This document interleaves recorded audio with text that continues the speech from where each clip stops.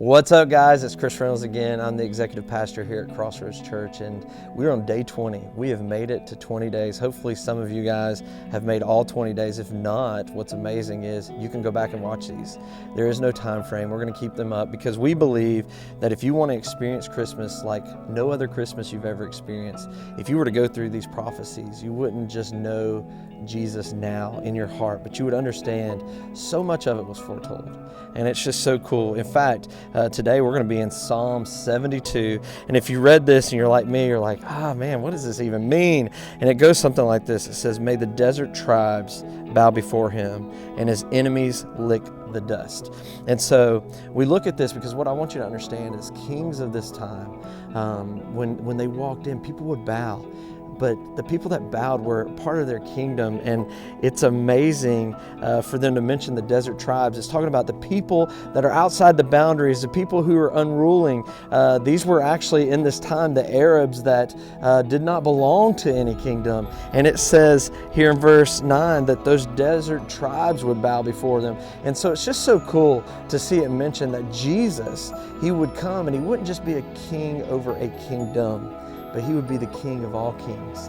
And so we get to see this foretold, that people would bow down of all sorts. It didn't matter who they belonged to. In fact, when we flip over to the verses that we gave you in Luke 2:15-17, we see when the angels, it says, had left them and gone into heaven, they came and they told these shepherds, hey, this is happening. You need to go over here. The King of Kings. These shepherds, they dropped everything. These were the people who were out in the wilderness. They were wandering the lands. They were tending the flocks.